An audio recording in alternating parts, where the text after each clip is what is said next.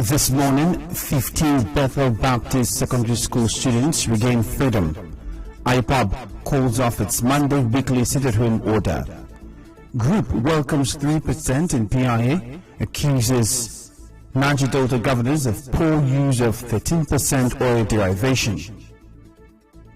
Chairman of Andoni Local Government Council presents official cards to Vice Chairman Councillors of Andoni Legislative Assembly. On the foreign scene, U.S. intensifies Kabul evacuation effort. I am Ifiemi Andrew.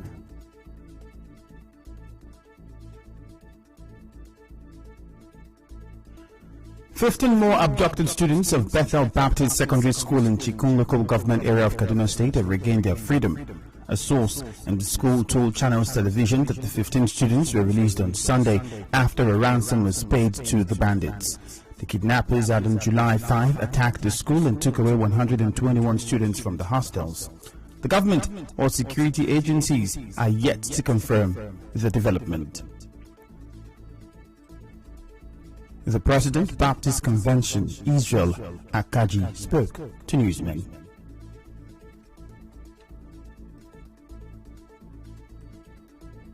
To the ends of the world who have been very concerned about these children who were abducted from their school on the 5th of July. You all will recall that on the 25th of July, we had 28 of them returned to us. We are grateful to God. A few others wandered away from where they were, and we started expecting 121 to return to us. And now by having 15 back, we still are expecting 63 back.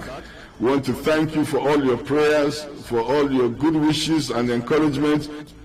IPOB says it has no plan to enforce its weekly sit-at-home order. In a statement, it alleged that it had uncovered a plot by security operatives to disguise as its members and those of ESN to attack traders who come out today to do business.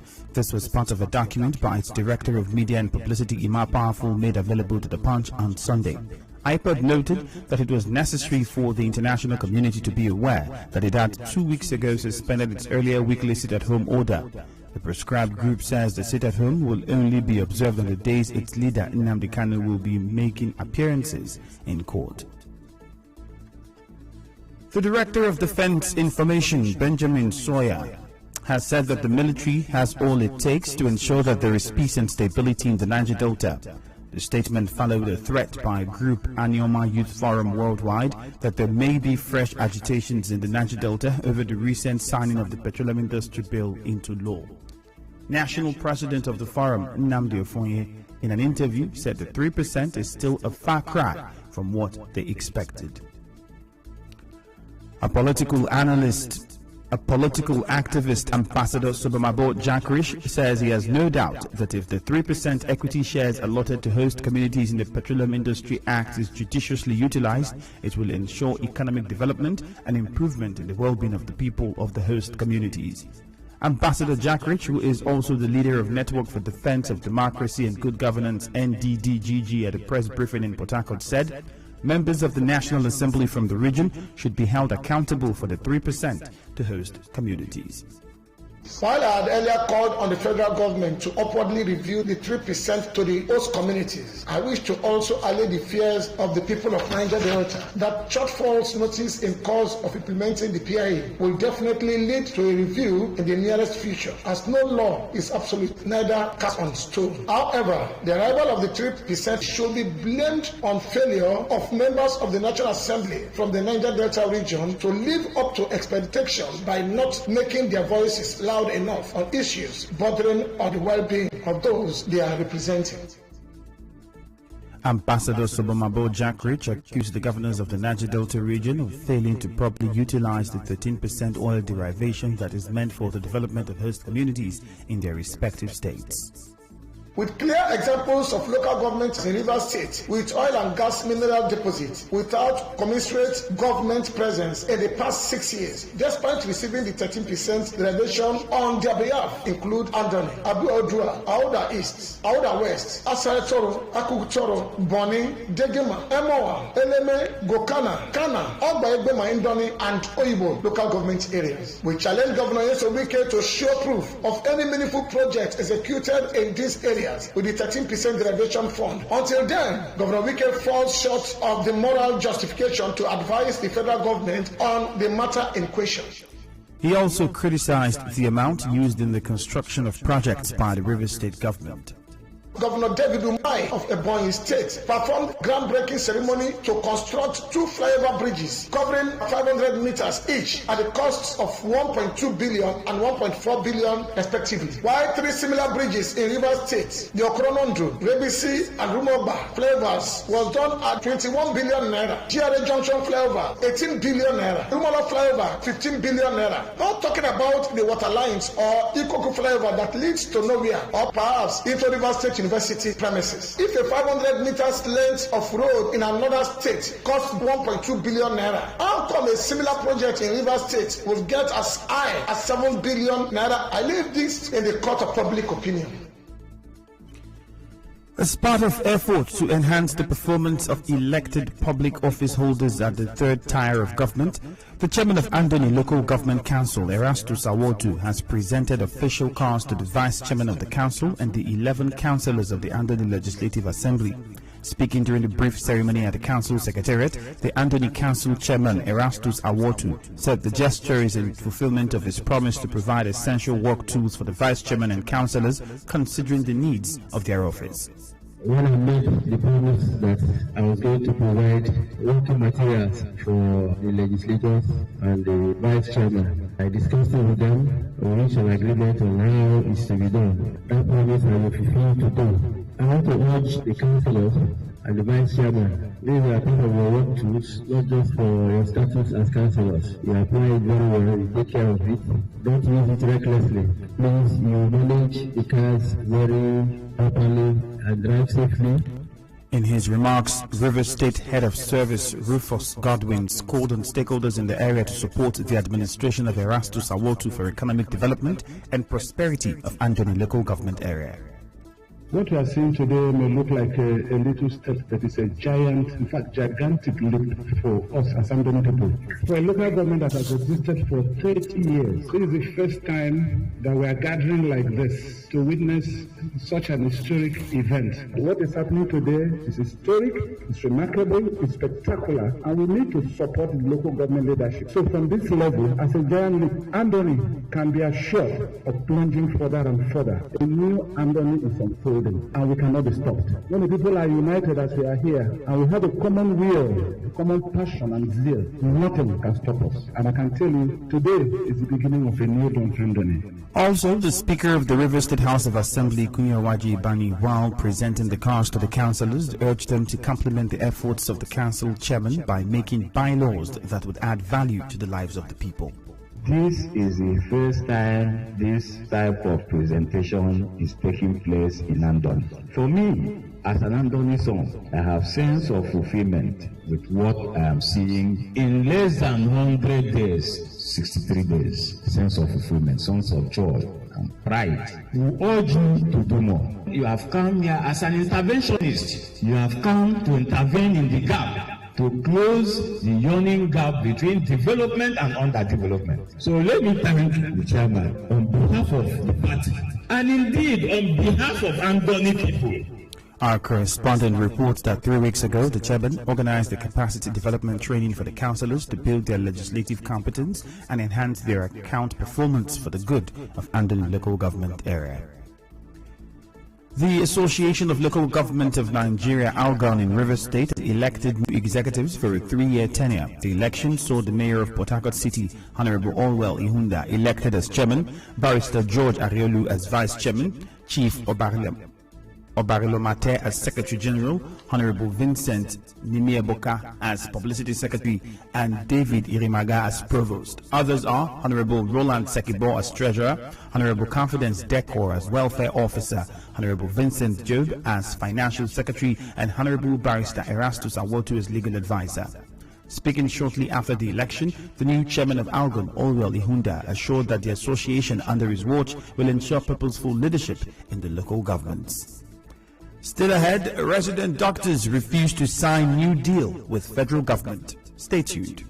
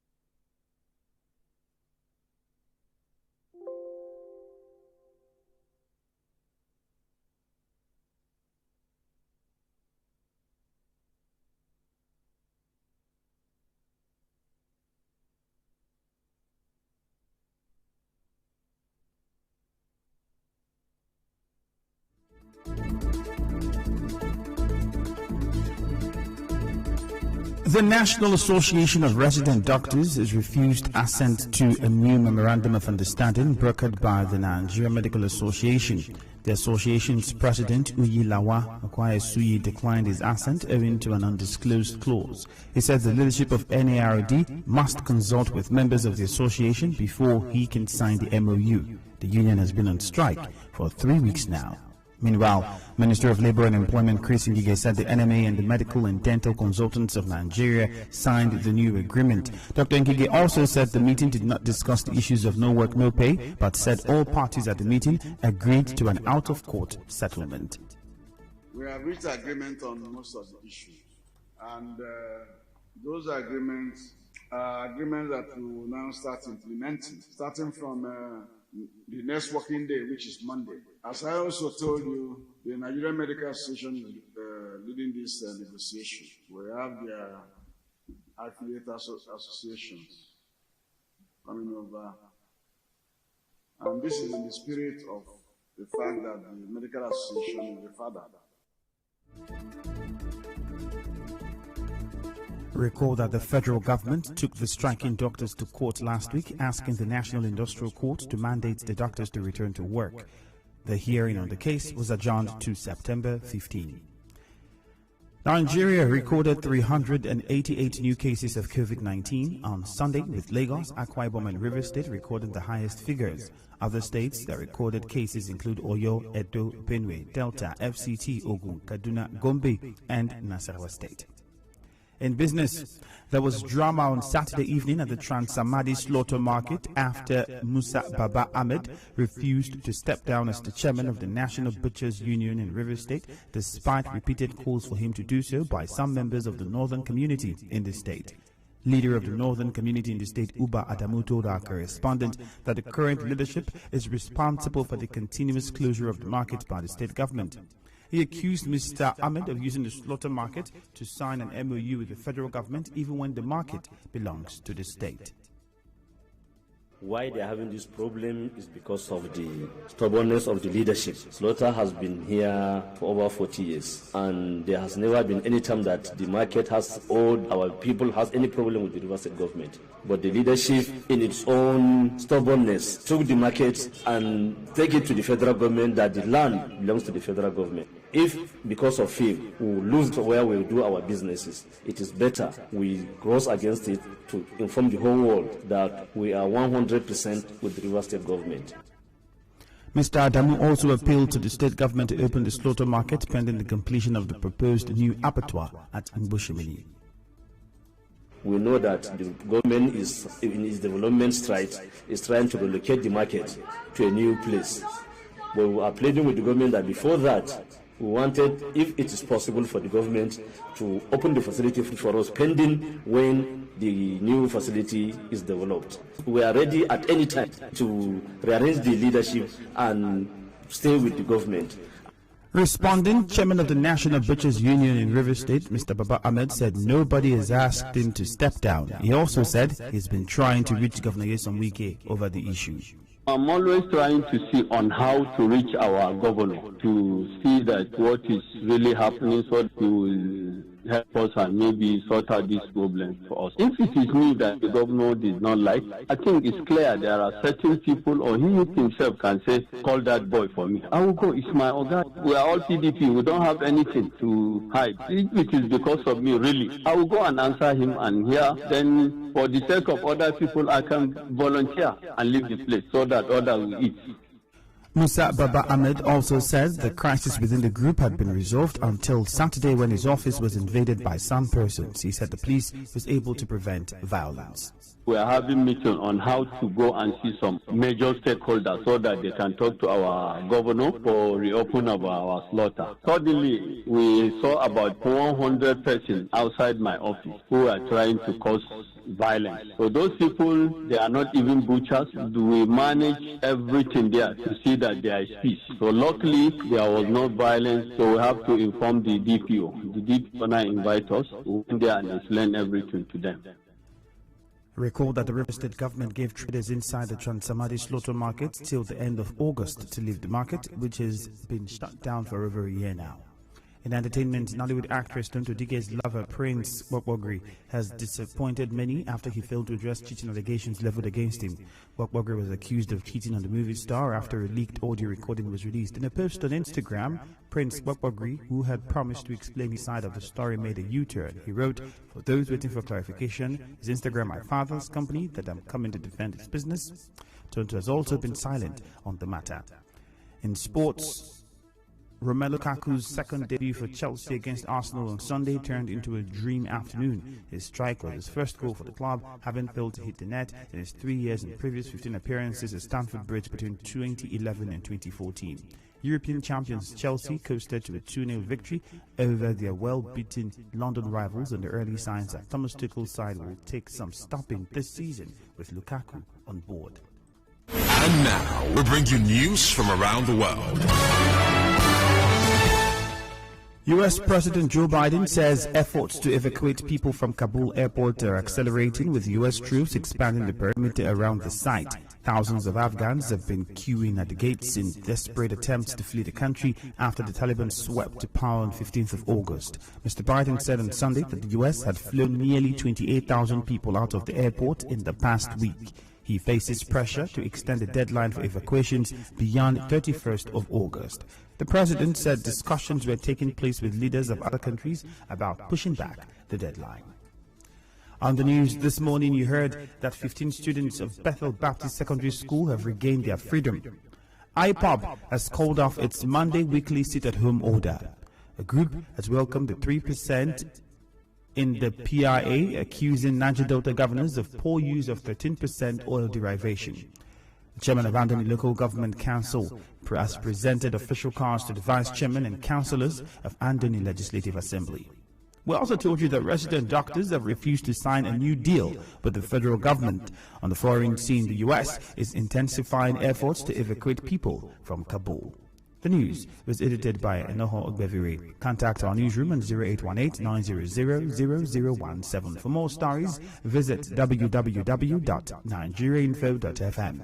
Light showers expected in Port Harcourt this morning. My name is Ifiemi. Good morning and thank you for your time.